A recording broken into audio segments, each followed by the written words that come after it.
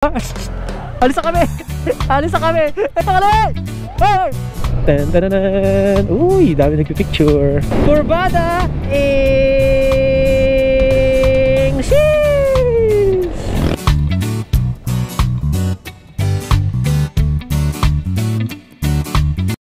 Good morning guys. Tayo ngayon pupunta ng Pico de Loro Beach Resort. Dadaan tayo ng Kaibiyang Tunnel. So ang gamit ko ngayon si PCX pa rin. Si tatay sa labas ng PCX niya. I-cold start ko lang pala saglit tong motor ko. Saglit lang. Adrian, pamangking ko. Nilinis ko to kahapon eh. Kasi nga mag-long ride tayo ngayon.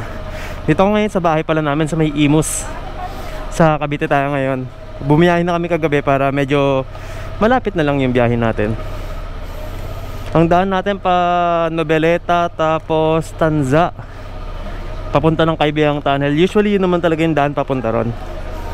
So ito may bag ako ito sa harap. Nakapatong siya sa step grill. Tapos yung isang bag na sa top box ko, yung bag ng girlfriend ko.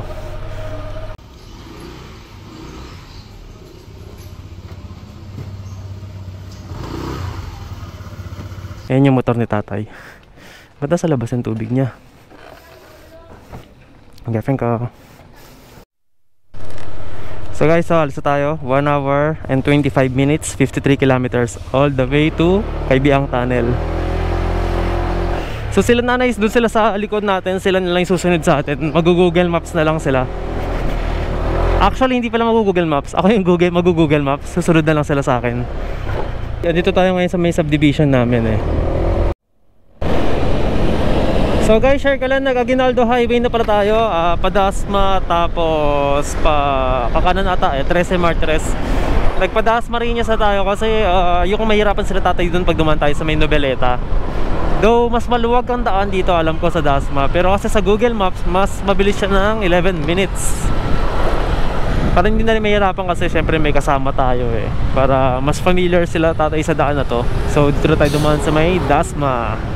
Shoutout sa mga taga-Dasma. Ang lapit ng upo ni Kuya, tinan nyo. Minsan ganyan din ako umupo eh. Pag nangangalay ka nag-iibang pwesto ka na ng upo. So guys, pag pumunta kayo ng Kaibiyang, sundan nyo lang yung dinaanan namin. Sobrang luwag ng daan. I think sa Nobeleta, pag doon din kayo dumaan, maluwag din doon. Kasi so far, color blue naman lahat nung lumalabas sa Google Maps. Saan na tayo? Ito, basta may nung simula nung kumanan tayo. Ay, wait lang, dito. Joke lang. Dito pa lang, kaliwa. Sumunod ako ron eh. Sorry. Hindi ka na ako marong way. Sumunod ako sa way na nakamotor na yun. Dadamay pa tayo. Kaya sila tatay. So actually guys, yung full tank dito simula Manila, solve na yun. Sobra pa yun. From Manila to Kaibiyang Tunnel, panigpa full tank kayo, may sobra pa yan. Siguro mga 1 or 2 liters. Actually bawas na yung gas ko simula nung bumiyahe ako sa Kaibiyang, kaya hindi ko na siya ni-record. Pagpapagas na lang tayo pa uwi. Welcome to Mapagondon. Yeah, Mapagondon. Welcome Mapagondon. Dito kami sa may Mapagondon. First time ko marinig yung pangalan na yan. Dumaan naman ako dati dito. Puro verde na makikita mo rito. Ibig sabihin malapit na. Familiar na ako sa lugar na to. Nasugbu Ternate Highway tayo ngayon.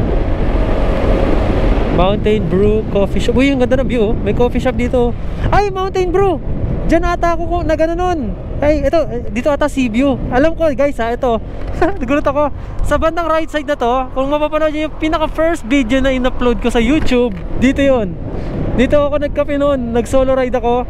At ginamit ko yung motor ni tatay na si PCX Black. Ayan yun, sure ako, yan yun. Nalimutan ko yung pangalan niya, pero guys, panoorin niyo yung unang travel ko gamit ang PCX. Doon ako na-inlove sa PCX. Kaya talaga nung nagka-opportunity ako, nagka-pera ako, binenta ko si Airblade. Sorry Airblade, pero nami-miss ko rin si Airblade. Pero wala talaga akong pinag-isisihan na kinuha ko si PCX, kasi lahat ng kailangan ko binibigay na to. Maski tinan mo pang MC taxi, sobrang comfort. Actually, malakas din makakuha ng tips pag yung motor nyo PCX, kasi natutuwa yung mga rider, yung mga backride nyo, kasi malaki yung motor, comfortable yung seat, tapos may top box, tapos ang ganda ng binibigay na performance, diba? So, yan, nakakamiss lang kasi dito ko talaga tinest drive yung unang long drive ko makasakay ng PCX at na-inlove talaga agad ako noon. Sabi ko, ito talaga yung motor na para sa akin. Actually, wala akong idea, wala akong alam sa PCX. Hindi ko gusto bumili ng motor na PCX o ano, okay ako sa Airblade noon. Tapos, nung bumili si tatay ng PCX, hindi pa niya nalolong drive. So, ako na nag-break-in dito sa Kaibiyang Tunnel. So, pagka sakay ko sa PCX, sabi ko, grabe, may motor palang ganitong kaganda. Kasi diba sanay ako sa Airblade lahat naman ng ano ko sa Airblade, okay naman ako sa long ride, ganyan. Uy, saan tayo dito? Keep right, okay. So, yun nga, nung nasakyan ko si PCX, sabi ko, shit, may ganito palang motor. Yung kakaiba yung pag sinakyan mo, pag dinrive mo, malalaman mo yun malalaman mo yung motor na para sa'yo pag nasakyan mo siya, diba? Hindi siya yung sa unang tingin, ito yung para sa akin. Meron ganon though sa physical looks, pero pag na-drive mo, iba pa rin yung na-drive mo na, na-test drive mo na. Ganda ng view. 13 minutes na lang pala, nasa Kaibiyang na tayo. Ganun na lang kalapit, 13 minutes, Kaibiyang na. Sheesh! Kurbada! Sheesh! Dakurbads! So guys, kita nyo rito may mga unggoy ito sa kanan natin. Di pa siya kita, nagtatago rito sa gilid Ayun Ayun unggoy Mimidong! Ayun cute nila. Cute no? Ang gusto. Kanya may pagkain Ayun, natayo sila Ayun, dami. Ayun sa taas si Mimidong. Ayun, lito. Cute Gagalit ba yan? Ang dami nila. 1, 2, 3, 4. Kitago yung maliit ng 5. Ito, 6, 7, 8, 9. Ang dami nila Ang cutie. Tapos nagalit, nagwala namamato ng tae. Nakalabas yung dede nung isa. Alis na kami! Nagagalit guys nakalaway! Uy! Sorry alis na kami! Natakot kami! Natakot ako ron! Nagagalit yun! Fighting stance yun.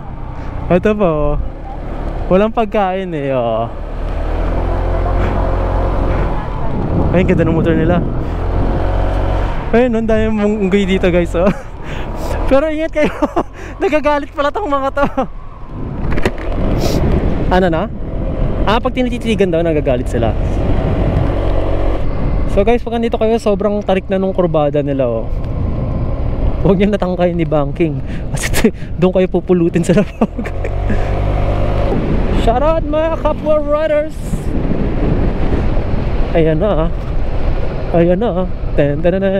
Uy, dami nagpipicture. Picture din kami. Antay ko sila nanay dito.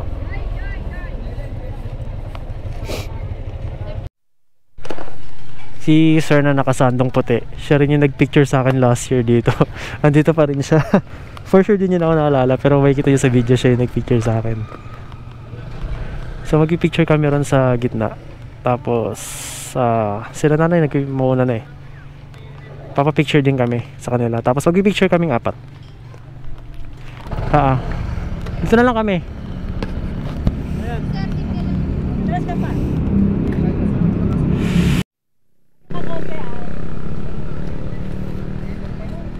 Pa-picture lang kami para meron din kami. Hindi, dito na lang. Sorry po. Okay na. Thank you po.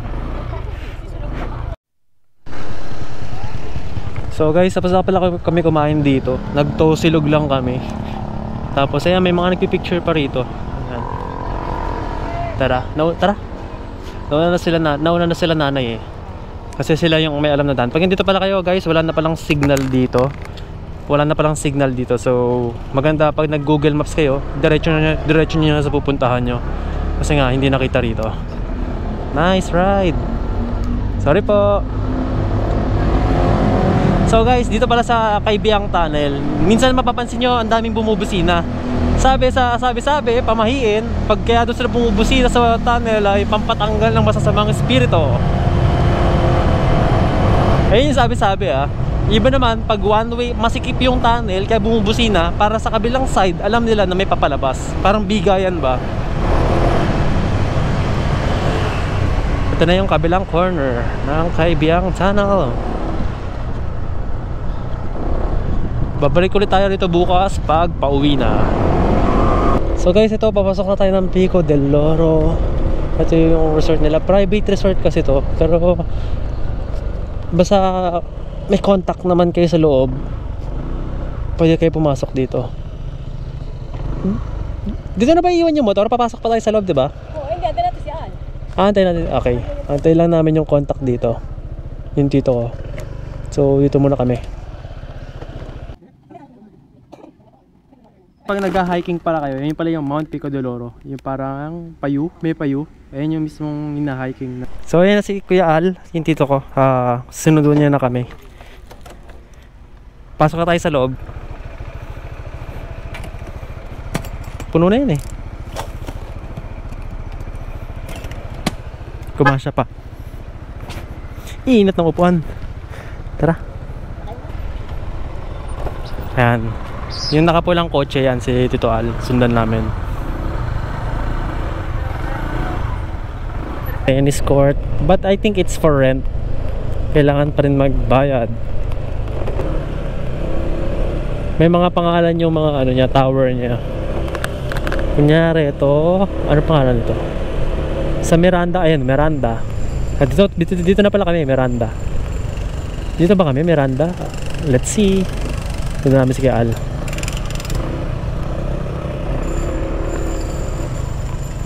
So guys, samahan niyo ako. Ito, 208B.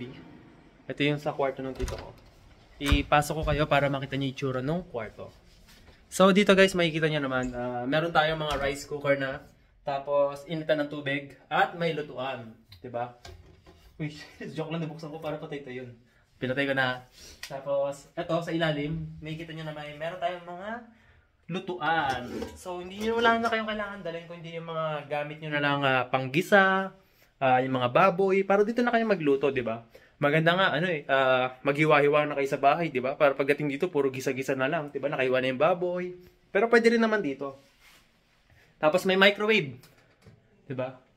Tapos, aparador. Pinaglagyan ng mga pinamili nyo. Tapos meron tayong, ito, wait lang ibabakam ko na para makita nyo na maayos. Ito, meron tayong ref. Diba? Very spacious na rin yung ref niya. Drawer para sa iba yung gamit. At ito yung kwarto. Ang ganda, diba? Ang laki. So, ito, nakikita nyo kama. Kasya 3 dito. Tapos, itong sofa na to, natatransform siya into bed. Pag ginabaan nyo yan. And then, itong TV, meron na tayong pang Netflix. May internet dyan. Pwede kayong mag-YouTube. Then, yung lamesa natin, malaki. Para paglagyan ng mga pagkain natin. Or anong kagamitan na gusto nyo ilagay. Kayo na bahala. And then, ito yung terrace natin. Ang ganda ng view, guys. Voila! Diba? Isipin nyo, pagising nyo na umaga, ang ganda na makikita nyo. Tapos, ang maganda sa terrace natin, may sampayan na tayo. Ito yung magiging sampayan nyo pag nag-swimming kayo. Basa, katulad ko, basa ako. Kasi pwede naman pumunta dito sa Miranda B, sa condominium na to, pag kahit basa kayo. So, sarap magkape rito sa umaga. May extra paupuan, no? Pan third wheel yung maliit. Doon ko sa dulo lang. Pag may magjowa rito. So, ang sarap magkape dyan. Tapos, ganyan yung view nyo, guys. Tapos, sasara ko lang. Tapos, pakita ko lang sa inyo yung loob ng CR natin. Ito yung mga importante yung gamit. Dito nyo siya ilalak. Tapos, ito, toilet bowl. Salamin natin. Sink. Tapos, itong CR. With heater na rin yan, guys. Sinanap ko yung shower. Saan na yun? Ayun pala. With heater na rin yan, guys. Ganda, diba? Lamig pa rito. Di kayo mainitan dito. Nagtatanong pala kung magkano to. Ito yung Facebook page nila. Ayan, idadrop ko dyan. Pico de Oro by Ice. Tapos, ang alam ko, per room is 5,500. Good for 6 packs na yun. So, sa 5,500, iba pa yung entrance fee sa whole beach, ha. Sa kwarto pa lang yun. So, magbabayad pa kayo ng 1,300 ata per person para dun sa entrance fee. Kasi, pag nagpasok kayo rito, included na yung sa beach. Tapos, included na yung 2 pool. Nakita nyo sa may country club, yung may malaki doon. Tsaka dun sa pool na malapit sa beach. So, ang daming pool, diba? Mag-asawa kayo rito. So, 6 person for 5,500, it's not really bad, diba? Kaya sa kukuha kayo ng parang resort na bahay na may pool. Dito may beach na may pool pa. Tapos, may mga amenities pa, may basketball court. Tapos, ang ganda pa ng view. Tsaka yung pagpunta nyo rito sa, sa Pico de Oro. Kasi, dadaan kayo ng Kaibiyang Tunnel, diba? Sa biyahe pa lang, sulit na eh. Sa parking, libre naman yung parking nyo. Wala kayong babayaran. So, yun lang guys. Tsaka yung kwarto, ang maganda dito sa kwarto, ang linis, diba? So, if may mga iba kayong inquiry, comment lang, message nyo lang sila sa Facebook. Mas makakatulong sila kasi mas detalyado na lang mabibigay sa inyo yung mga information na ini-inquire nyo. Ay, nabasa ka! So, dito muna namin iwan yung gamit namin. Yung towel. 50 pesos ba yung towel rent? Hindi, wala. Libre ka. Libre. Libre kapag guest. Yung towel nila rito. Ngayon na yung shuttle. Papunta sa Country Club. Dito kami sa likod. Country Club po. Kami sa likod.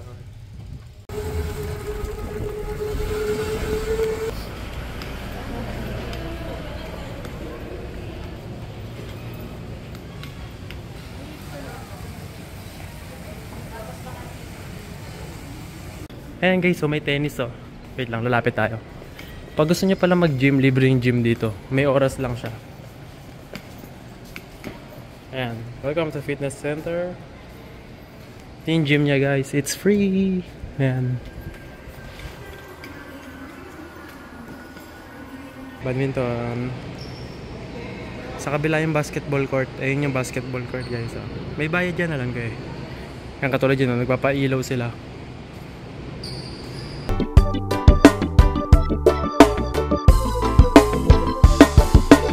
As the sun melts into the sea, reggae beats fill the air while free. Drum pulsating with every beat, rhythm of the sunset, oh how sweet. Colors dancing in the twilight sky, let our spirits soaring high. Guitar strumming to the melodies, create magic in the gentle grace. Reggae music vibes, pure serenity. Woo! A sunset vibration for you and me.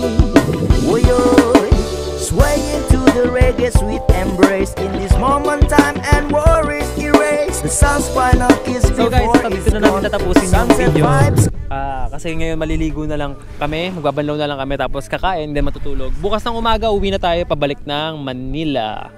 So sana na-enjoy nyo yung biyahe namin, sana na-enjoy nyo yung ride. Sana if there's any question, please comment down below. Don't forget to like and subscribe to my channel guys.